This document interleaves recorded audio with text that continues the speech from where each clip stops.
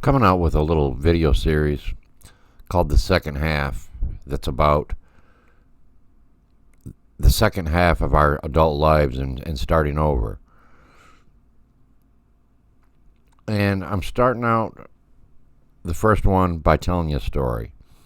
Not for entertainment, and not for clicks, and not for inspiration porn. But I'm telling you this story because maybe somewhere inside you, you'll see yourself. And if you do, maybe you'll finally take action and become something new. Because sometimes the fastest way to understand our own life is to look at someone else standing in the same invisible cage. You ever notice how some of the most important people in your life are not your friends, not your family, not your coworkers?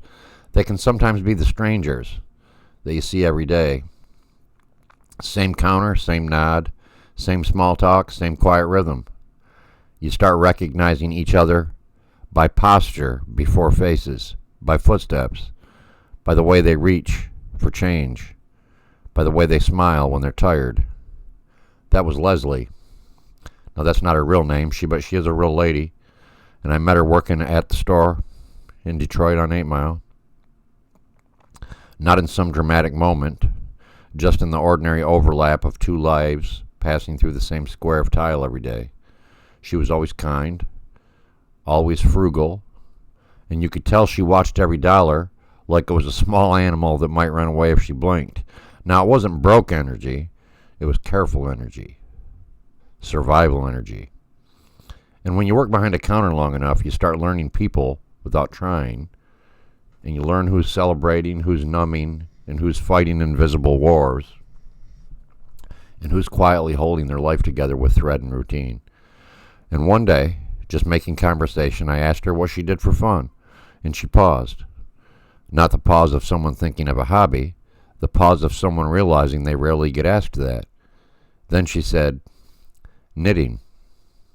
Now, I'll be honest, my brain immediately pictured lumpy scarves and winter socks that itch your neck.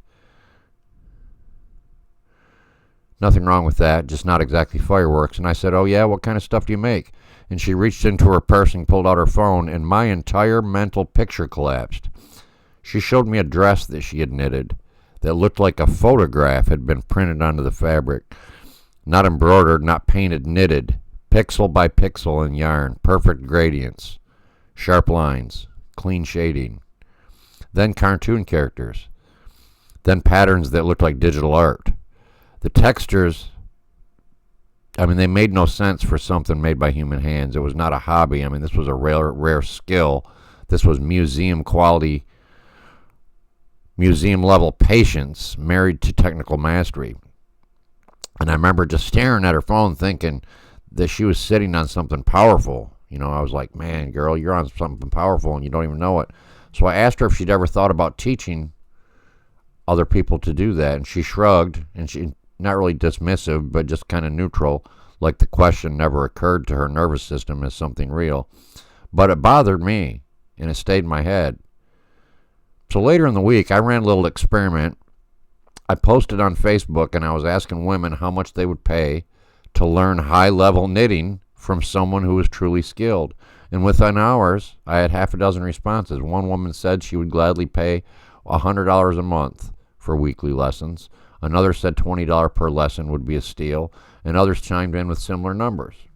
Real demand, real money, real people. So the next time I saw Leslie, I told her, I said, you could literally create a small online community. You could film lessons on your phone. You could teach from your living room. People would happily pay. You could build something real from this. And I even told her about the school app, how simple it is and how low the barrier is, and how she would not need fancy equipment or a studio or a big team, just her skill and a camera. And she listened politely, and then she said she wasn't interested. Not hesitant, not curious, not unsure, just no. And I walked away confused, almost bothered by it, because from the outside it made no sense. The opportunity was clean, the risk was small, the upside was real, the timing was perfect. But later I realized something important. Leslie was not rejecting the idea. Her nervous system was rejecting becoming something unfamiliar. She did not see herself as a teacher or a creator or a business owner or someone people paid for expertise.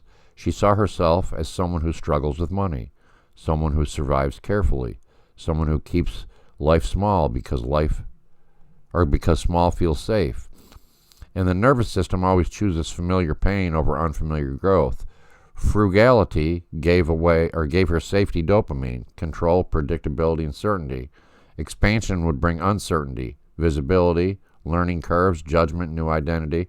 To her nervous system, that felt like danger, not opportunity. And that's the part that hit me. Most people are not limited by lack of ideas. They're limited by the operating system running their identity. How many people watching this right now are sitting on skills, wisdom, stories, craftsmanship, experience, insight that could absolutely create value in the world? But your nervous system whispers, stay small, stay safe, don't risk, do not be seen, don't change. The tragedy is not poverty. The tragedy is unrealized potential. The second half is not about grinding harder or hustling louder. It's about upgrading the internal software that decides what you believe is possible for your life. Leslie didn't need a better business plan. She needed permission to become someone new.